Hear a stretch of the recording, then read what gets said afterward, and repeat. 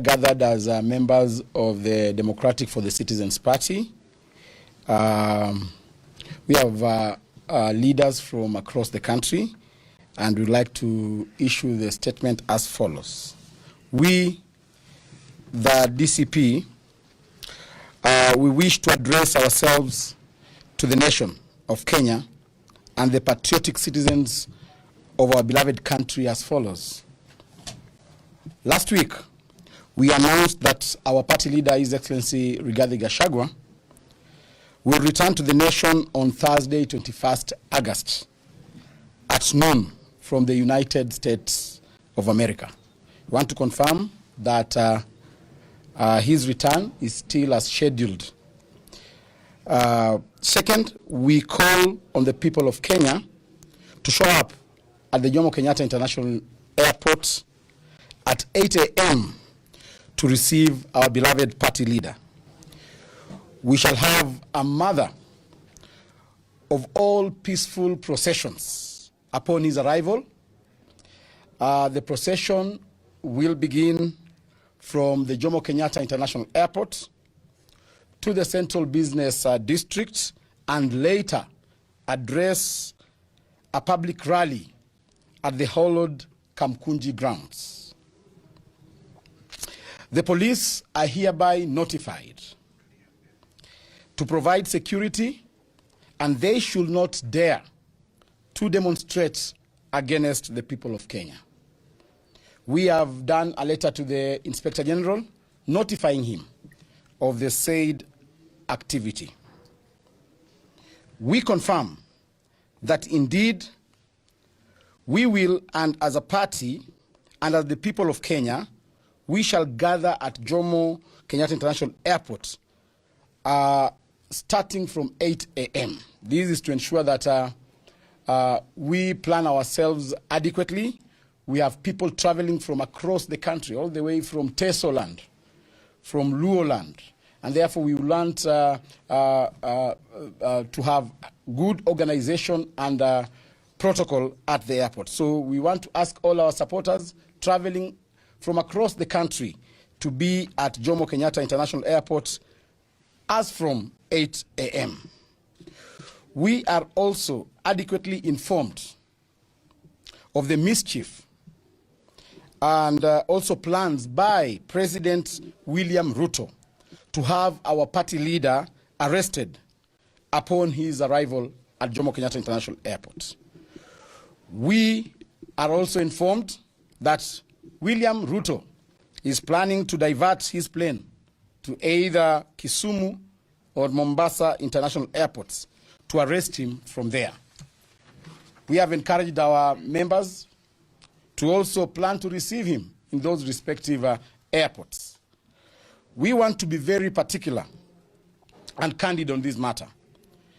Take notice that any attempt to arrest Honorable His Excellency Rigathi Gachagua, once he lands in the country, will be met by our supporters across the country. We have asked our supporters to be on standby. We remember when His Excellency Rigathi Gachagua was impeached, he implored upon his supporters to remain calm and resort to singing. This time round, the song will be of a different rhythm. Secondly, we have heard President William Ruto and his choir dream that he has been invited by President Trump to the United States of America. Mr. Ruto, on your address to the 80th session of the United Nations General Assembly, under the theme, Better Together, 80 years and more for peace, development, and human rights. President Ruto, what are you going to address the UNGA looking at this year's theme and the UN principles?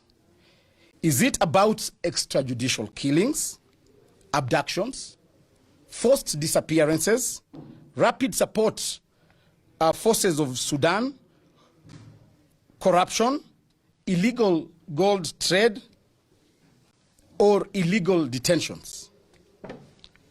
Or on this matter, we, the Democratic Party, Citizens Party of Kenya, wishes to bring to the attention of the global community and the United Nations General Assembly that the President of Kenya has consistently violated the very principles upon which the UN was founded.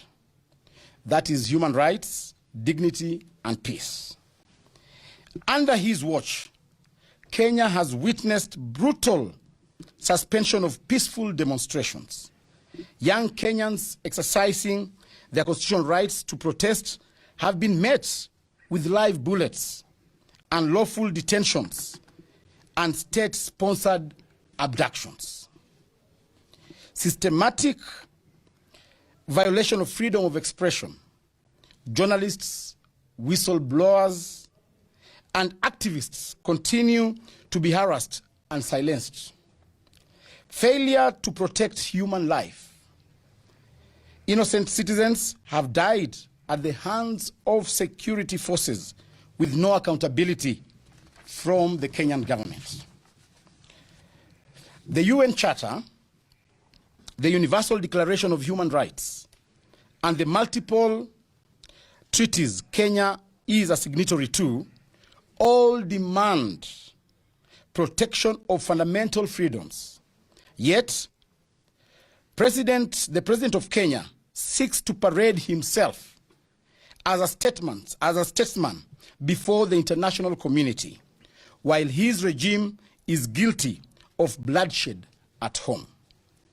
We therefore join the young people of Kenya in petitioning the United Nations not to grant Mr. William Ruto the honor of addressing the upcoming convention. Doing so would amount to legitimizing dictatorship, tyranny, and betraying the young, the women, and the people of Kenya, whose only crime was demanding their rights, justice, and accountability. We therefore call upon the UN General Assembly to review his eligibility to speak on matters peace and human rights. We strongly call on the United States of America as the host country to consider declaring him persona non grata in line with international practices on leaders who trample human rights. We demand that the global civil society and partner nations join in boycotting and condemning any platform extended to Mr. William Samoei Ruto. The United Nations must stand with the people of Kenya, not oppressors. History will judge harshly any institution that enables authoritarianism to thrive under the guise of diplomacy. End of statement. Thank you. Thank you. Asanteni sana. Thank you very much. Thank you very much. Just a question. Okay. What is your reaction on the current PG that is happening? No, we will have a formal reaction, response to what has transpired. So today we are highlighting the coming of a king. Yeah. Yeah.